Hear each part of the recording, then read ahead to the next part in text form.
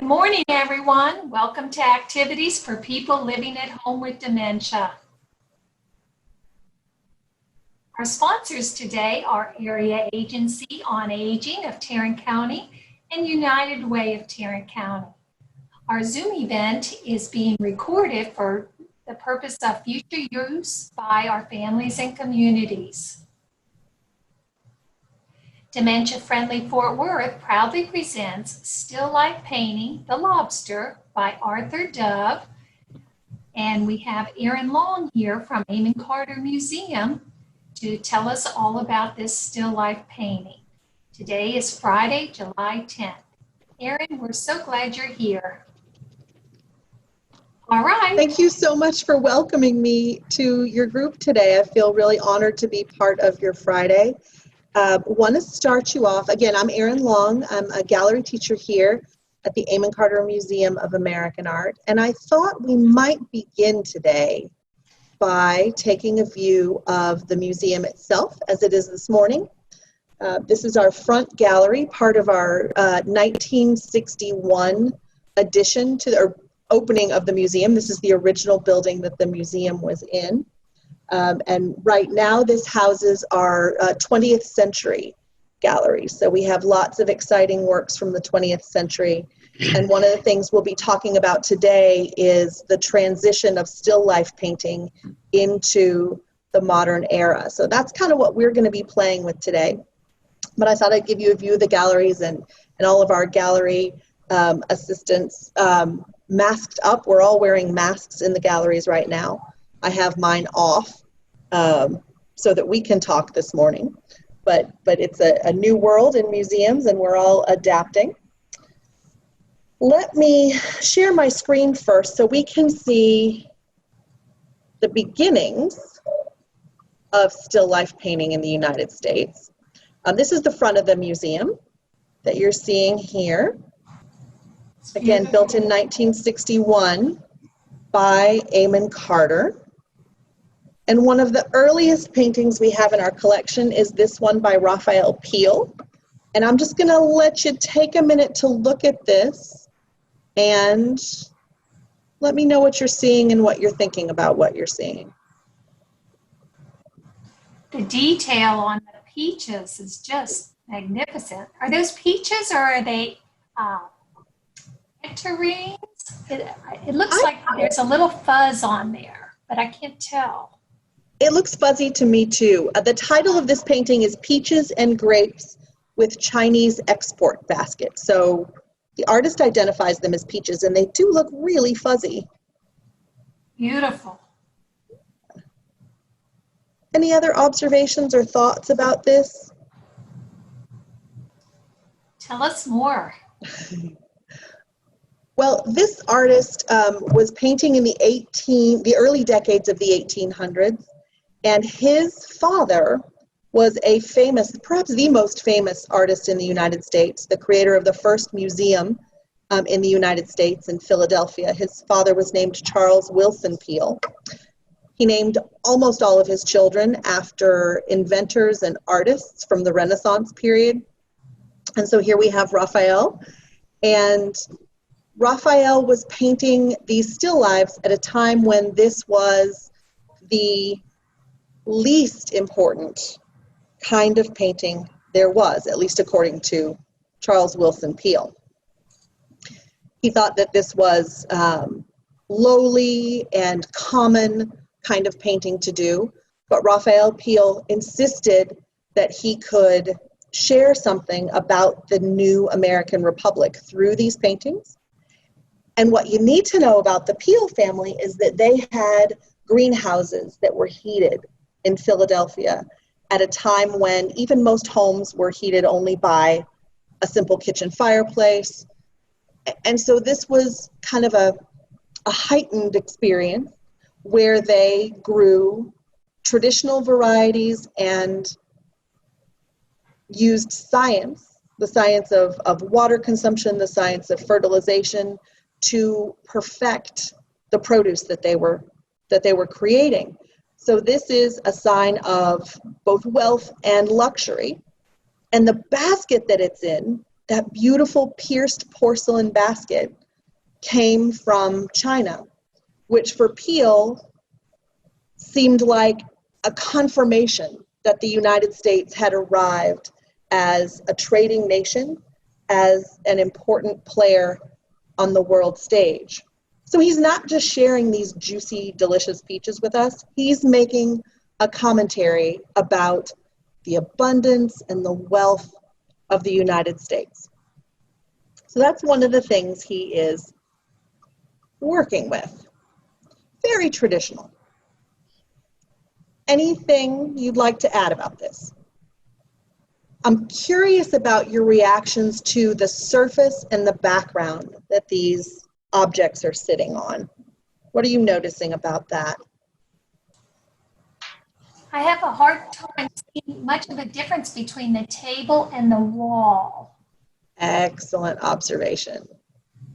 Yeah, both of them are really neutral colors. There's nothing about either of these things that distinguishes them as important in the painting. They're just a place for these fruits and basket to rest. Mm-hmm. And that's going to be important when we move a century later and look at our main focus today. Mm-hmm. This is the same kind of painting, this same lowly still life painting that Charles Willson Peale talked about. Ooh. And I'm going to zoom us in a little bit. Do y'all feel comfortable with that? Be great. Okay. You may feel a little seasick as this camera moves us in. Okay, so I'm going to start there. This is by a man named Arthur Dove, and he's painting in 1907. He starts this painting in 1907 and finishes it in Paris in 1908. So he's an American artist working away from the United States. He's in Paris with the fauves, the wild people of art at that time. And when he's painting this, they are applauding and enjoying what he's doing. So I'm going to let us take a quick look, thinking about the painting from a century before. This is really different. I'm going to bring us in closer. Let you look at those grapes. Again, the same fruit looks entirely different here. What can you tell about the way that these grapes are painted just by pulling in this close?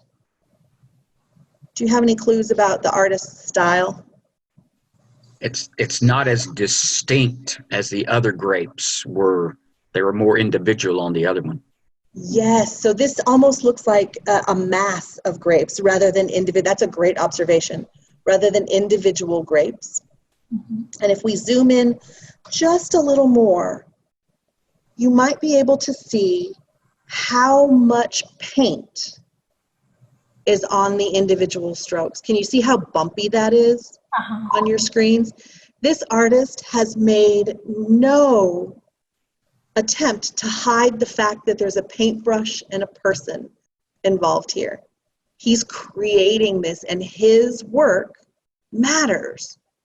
So he's thinking about the role of artist as very different than Raphael Peale did. Oops. Okay. Take a look there. What are we seeing there? It's like an apple. Oh, it does. It's very rounded. We'll pull back in just a second and look at that in the larger context. We do have what looks like some peaches here, and even, sorry if I'm making anyone seasick, my apologies. There we go. And even a head of lettuce, which while we're this close, looks just like some green lines or some material piled up there. What he's painting for us there is a whole head of lettuce. So I'm going to pull back away.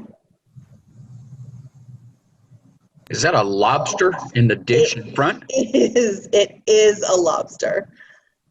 Good job, Patrick. I didn't even realize that. I was so focused on the inner part. I didn't see the claws. Yeah, it's hard when we're so close looking at the small details of the artist's brush. But we do have this lobster sitting in a dish here. And I always ask my students what you know for sure about that lobster based on what you see here. It's dead. Yes, exactly. You know, it kind of looks like wallpaper behind that thing. I have a question for you. What made you think it was wallpaper rather than actual plants in a garden? Just the way it looks. Yes, you are absolutely right. We believe that this is a table in a parlor with this fancy, fancy French wallpaper behind it. So these tangles of vines and flowers, and that pink flower there almost looks like a rose to me. Are you guys seeing that? That's what I thought too. Yeah, and it's hard to distinguish. It looks so florid and beautiful and colorful that I almost want to think it's out in a garden. But we believe this is an interior scene, and I want to show you where the artist gets cute with us. I'm going to zoom in really quickly. What do you see? Squirrel. Yes! So he's included a little squirrel here, which kind of implies that we're outside, but again, we believe that we're inside. And I saw something the other day that I've worked with this painting for 18 years, had never seen this creature in the upper right-hand corner. Do you see this? It looks like a mouse or a bird. Someone pointed that out to me the other day, and I have looked at this painting every day for 18 years, never saw it. So that's one of the beauties of having a chance to see these objects over and over again, is that you see something new every single time. So again, this is Arthur Dove, 1907. What are things like in 1907? What are people thinking about, worrying about? There's no electricity. There is. In most homes in the United States, there's no electricity available. Indoor plumbing is scarce, even in 1907. So based on that, what kind of home do you think we're looking at here? Looking at what's on the table. Pretty Go ahead. upscale home. Upper class. Yes. Class. Yeah. What are you seeing that leads you down that path? The lobster. Yeah, And the wallpaper. we've got lobster, and we've got a highly decorated interior room. And I don't know about you, but that picture on the right-hand side of the painting looks pretty substantial. It looks like a pretty fine piece of pottery.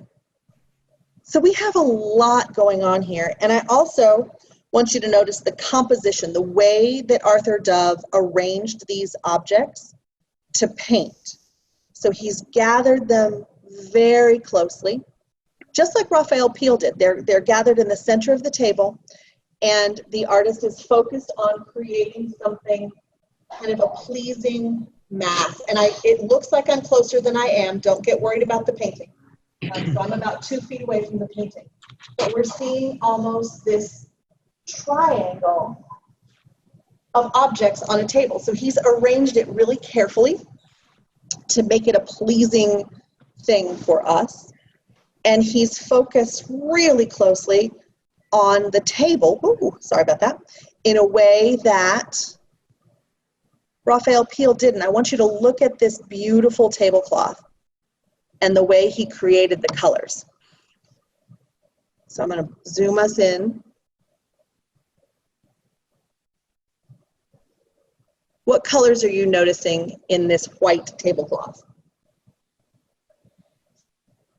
Little That's pink, blue. little Yeah. blue. Yep. Lots of pink. What are you seeing, Janet? Pink? Yep. pinks and blues and aquas, and even a little bit of mauve there. So he's creating this white color with these broad strokes of paint.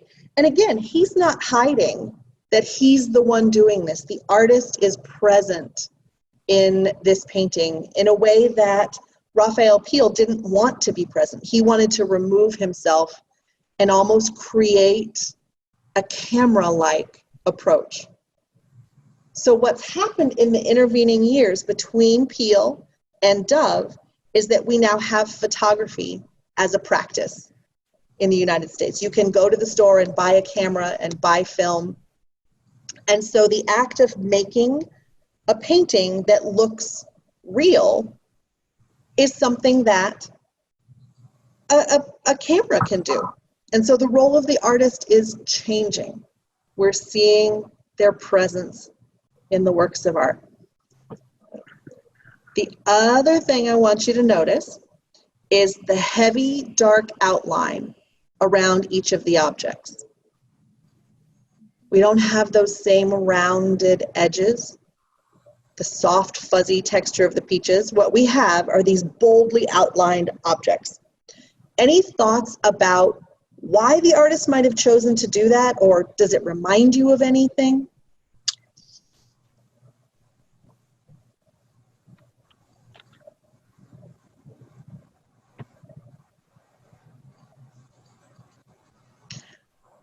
Our students often talk about comics when they look at this.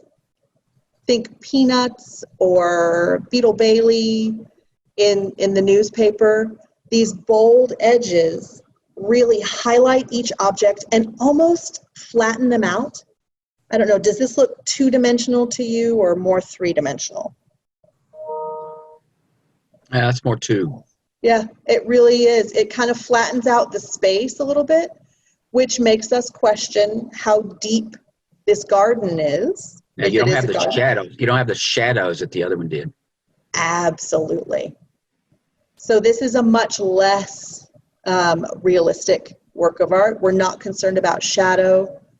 We do see that roundness in things that was present in the other one.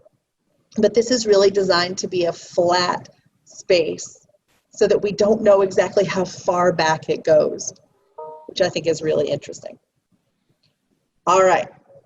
Questions before we move on to our activity?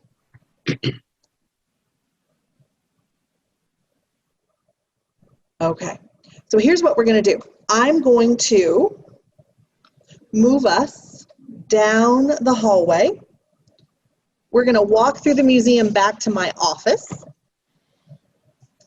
And it's going to be kind of wobbly for a second. And I'm going to put my mask on while I'm moving through the museum. And what you're going to see as we move into this space, the 20th century galleries are receding behind us. And I'm going to go over a bump here, so it's going to get really wobbly for a second. You're coming into a gallery where we have a work on the wall by Justin Favela. And what you can't see is that this is floor to ceiling. Any sense of what we're looking at here? Or what material? I'm going to get closer and see if that helps. Looks like oil on canvas of an abstract river and forest. Oh, beautiful. It does, doesn't it? Looks like paper mache. Looks like paper mache. Let's get closer and see what you think. Is it little bitty strips of paper? It is. Wow. This is made entirely of tissue paper. So those same bold colors that Arthur Dove is using in his still life of a lobster, we have Justin Philp. Let me give you a sense of the scale. So this is an abstract landscape, and you can see a train trestle moving through the space, some mountains, and really, really riotous vegetation all over the place. So Justin Favela is creating an image of the first railroad that traveled from Veracruz to Mexico City. And this is really immersive. You walk through this space and you are surrounded on both sides by this beautiful tissue paper. Erin, is there a name for the use of the tissue paper like that? There's not a name for the style. Mr. Favela is really one of the only artists working in this way. He's making a nod. His family is from Guatemala and Mexico. So he's making a nod to his own culture and traditions with the use of piñata or papel picado with that tissue paper. Okay, so you guys are going to go behind the scenes with me now. I'm going to disappear for a second while I open the door to my office. Michelle's here. Michelle. You're muted. Hello. There you go. Oh, hey. Morning, Michelle. I'm Janet Anderson. Yes, how are you? I'm filling in for Gail this week. Okay, I got to do that on Tuesday. Oh, okay. Yes, thank you. Thank you. So we're glad you're here. And Erin Long is our presenter, and she's just talking about the artwork, Damon Carter. Right. So this is the room where the magic happens. And it's going to take me just a second to get my camera plugged in.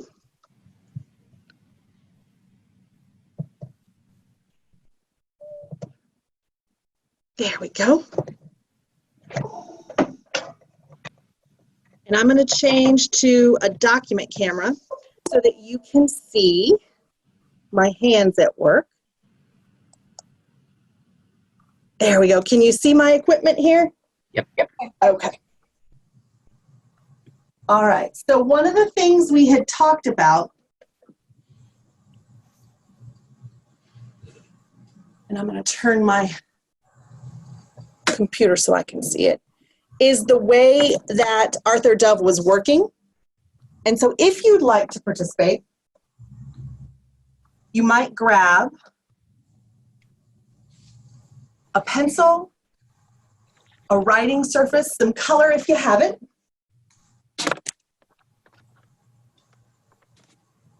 And I'm going to try my hand at a still life.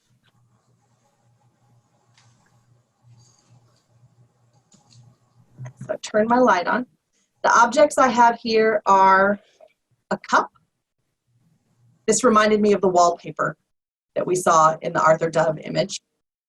I have grapes because those were present in both of our still lifes. And a little yellow flower. So if you want to grab materials around you, just the normal everyday objects that you have around you.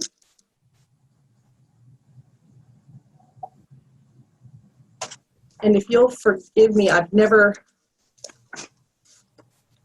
worked on a surface like this before. So this is brand new for me. I'm going to start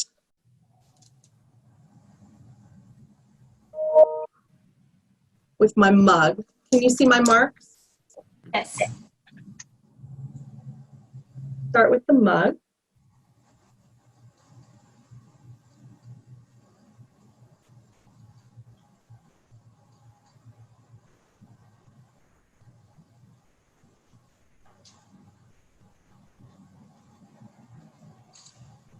That handle looks a little more like an ear than a handle, doesn't it?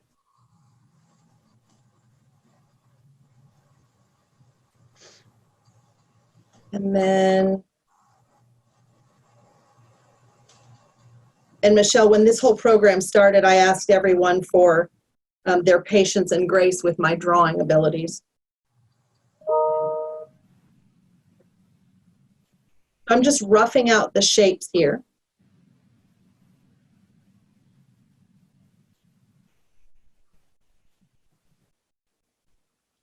How are we doing on time, Janet?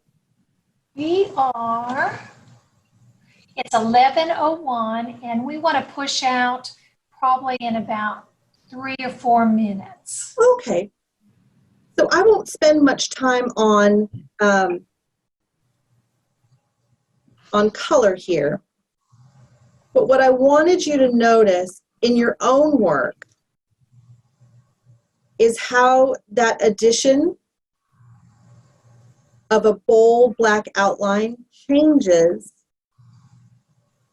your own drawing.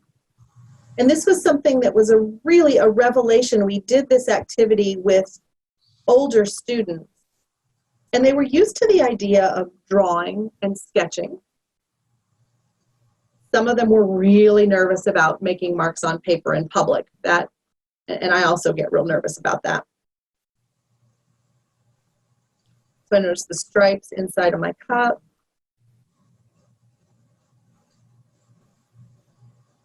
I give it a green handle. So this is something we're used to doing. Creating shapes on paper. To make the cup a little bit blue.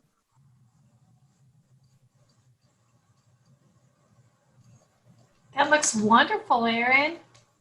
Thank you for the support, Janet. I'm feeling very nervous about this right now. Oh, you're doing great.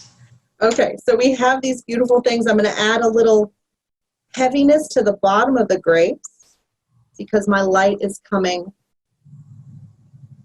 from the top and they're shadowed underneath. Okay, so what I have here is, let me see if I can get it in the frame. This is a China marker.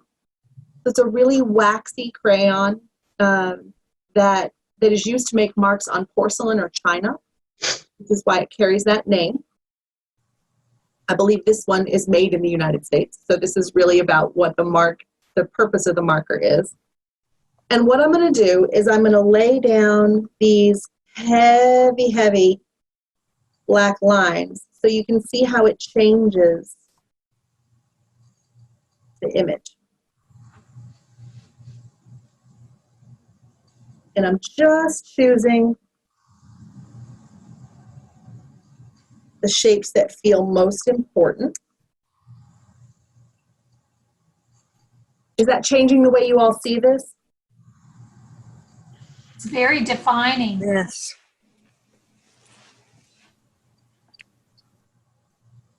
And students love these mark makers because it reacts really differently with paper than the implements that they're used to.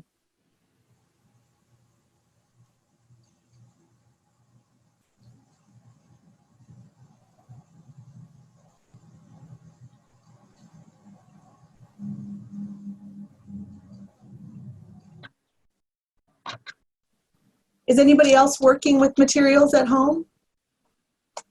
I tried, but I can't do it. Well, you and I are in good company then. What did you try to draw? Remote Rick, controls. Oh, nice. Can you see it? Lift it just a little bit. Oh, that's beautiful. So you were drawing my still life. Yep. Your grapes are much better than mine. Well done. I drew my coffee cup. Lovely. Yours looks more enticing than mine. Yes, but yours is full of coffee, so I like yours better. There's my remote controls. That's a beautiful, what a great choice to draw your remote control. I think that's a perfect choice. Everyday item. Good job. So are we still okay on time? Do I have time to say goodbye? We need to finish up, and I have a few slides that I need to show. So whatever you would like to say to our group. I just wanted to say thank you for sharing some time with me today. I really enjoyed being with you. I'll be back on the 24th of July, and we'll have other educators from the museum present to you Nancy Strickland and Peggy Spear are going to be with us for other days. So we're so grateful that you've allowed us into your experiences on Fridays and Wednesdays, and we look forward to seeing you. Thanks so much for your time today. Thank you, Erin. Thank you. Bye, guys. I look forward to seeing you again. Bye. Okay, I need to share a few more slides. I always wake up on Saturdays and Sundays and go, is it after 10:30? Oh, it's Saturday. Oh, we're glad you joined us today, Janine. It's good to see you. And Dementia Friendly Fort Worth proudly presents Mind Fit on Monday, July 13th at 10:30 with Dave Parks. He's the owner from Home Care Assistance, and we hope you can join us for that day. And if you haven't registered and you need to register, just go to the following link, and we appreciate it. And Are we supposed to register for that every day or every month or just once a long time ago? if Gail has your information, then I think she's good with that. Okay. And so I just note that for the recording. So, but that's it. So thank you all for joining us, and thank you for bearing with me this week as I go through my solo flight on being a Zoom host. And I hope you all have a great weekend. Thank you. Okay. Thank you. Bye. Okay.